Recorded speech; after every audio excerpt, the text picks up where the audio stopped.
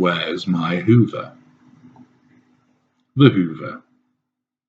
The useful word that is utilized to describe the classic move of our kind to bring you back under our control, our spell, and into our world once again. Of course, we apply several different Hoovers during the course of your entanglement with us, but let's focus on the Hoover which takes place following the cessation of the formal relationship between you and our kind. When I make reference to the formal relationship, I mean the concept, in your world, of you and I being together as intimate partners. Of course, in our world, the relationship will last forever because of the unwritten contract you unwittingly entered into when you became entangled with us. This means we are entitled to draw fuel from you until such time as one of us draws our last breath. And in that sense, there is this narcissistic relationship, and then there is the formal relationship, the latter being the conventional perception of when two people are involved with one another. Accordingly, once the formal relationship has come to an end, either through your escape or more frequently through the discard, there are then three potential Hoovers which can occur. 1. The initial grand Hoover. 2. The benign follow-up Hoover. And 3. The malign follow-up Hoover. You find yourself in the situation that the formal relationship has ended. But where is the Hoover? You have perhaps realized what you have been involved with and undertaken some reading, and there is repeated mention of this mystical Hoover that is meant to happen, but so far there has been nothing. Why is that? How come you have not been hoovered by your narcissist? Many of you would be delighted to find yourself in such a position, able to focus on yourself rather than worrying about being confronted by our kind and subjected to a Hoover. The apparent failure of our kind to Hoover, however, does cause victims to, in accordance with their nature, to then wonder why this has not happened, and, in turn, blame themselves. He hasn't hoovered me. He obviously doesn't think I am worth wanting back. I haven't heard anything from him. I feel cheated that he hasn't tried to hoover me. I want him to hoover me. There are things I want to say to him now I know what has actually happened. There hasn't been a Hoover. That makes me feel invalidated. He has been silent. I want him to win me back. Accordingly, if no Hoover has been forthcoming, you are still left feeling bewildered and miserable. The effects of our behavior are far-reaching indeed.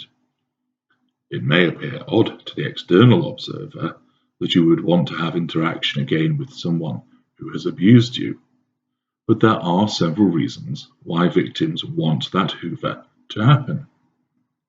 1. You want the formal relationship to begin again. You are still caught up in the emotional sea of believing that things can be put right, that somehow the problems that occurred can be overcome and fixed. If we Hoover you, you will willingly submit so we are together again. 2. An opportunity to resist the Hoover in order to let our kind know that you are not to be messed with anymore. A statement of intent on your part, if you will. 3. A chance to get things off your chest. You want to say your piece to us. It is often a case of asking why, but you may also want to lash out at us as a consequence of the way you have been treated. 4. An opportunity to let us know that you know what we are. That occasion to look us in the eye and tell us you know precisely what we are in order to gauge our reaction to this revelation and empowerment on your part. 5. To tie up loose ends. There may be financial matters outstanding. There might be possessions to hand over. post, and so on. 6. The chance to be validated. Surely, if we meant all those things we said during the golden period, then we must want you again. That has to be right, hasn't it? Subject to the school of narcissists that you are dealing with, we have varying degrees of awareness about these factors, which means we know that you are susceptible to our potential Hoover and that it may well meet with success, leaving aside other factors such as the type of narcissist we are and the effort we will expend on the Hoover.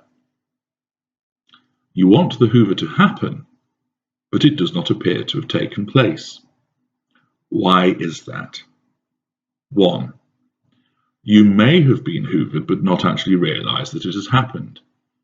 The post-escape discard hoovers are not just there to bring you back to us. Sometimes we do not want that to happen, and instead we would rather just obtain fuel from you.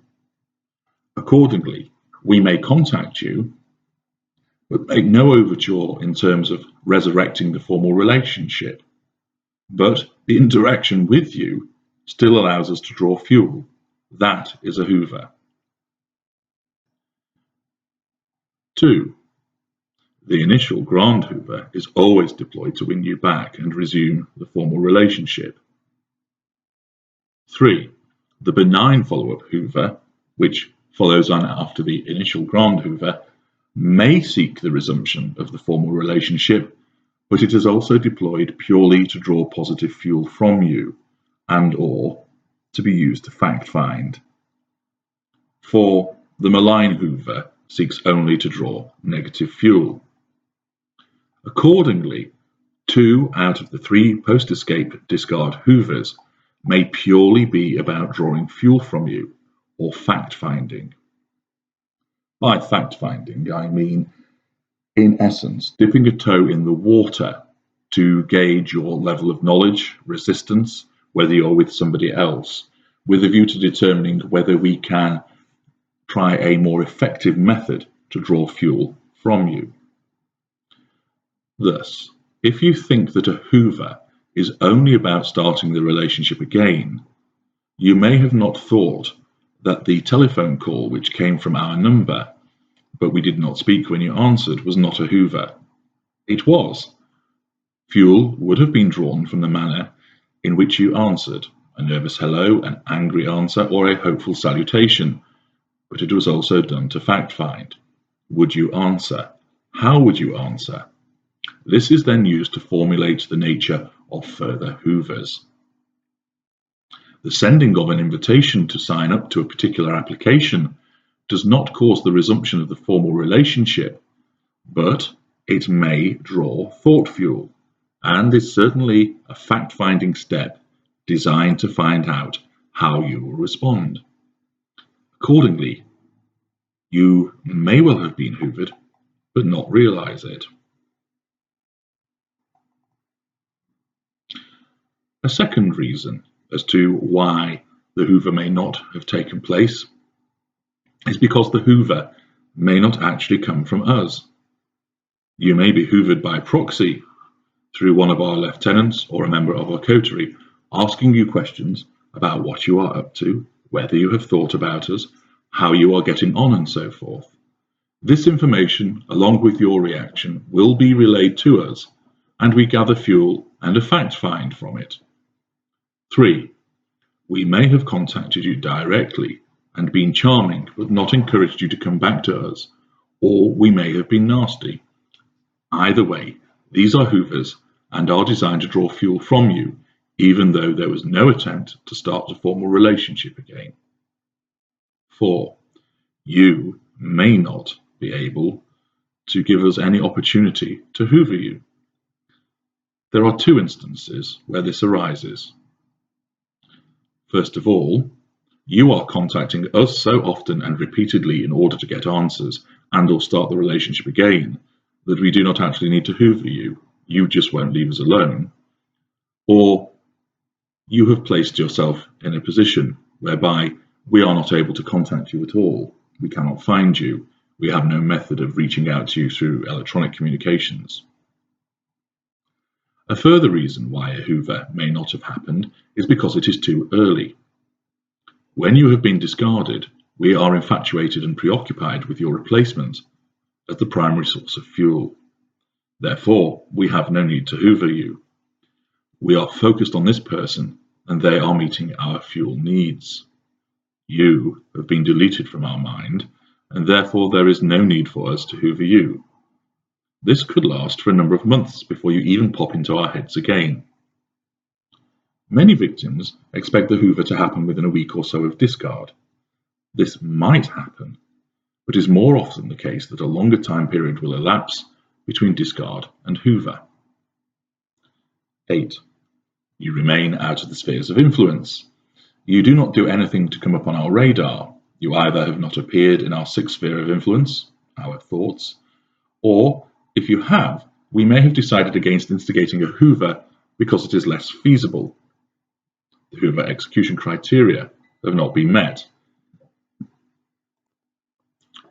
Or we may have an alternative person to Hoover who is a better prospect than you. For example, the ex before you who actually lives nearer to us. Thus, there are many reasons why the Hoover has not yet happened. Can you make a Hoover happen? Yes, you can. If you want it to happen, you are best designing a way to enter one of our spheres of influence. But understand, for the reasons outlined above, it may not happen when you want it to, but it is likely at some point. After all, in accordance with our total desire for control, we want the Hoover to be when we decide, not you.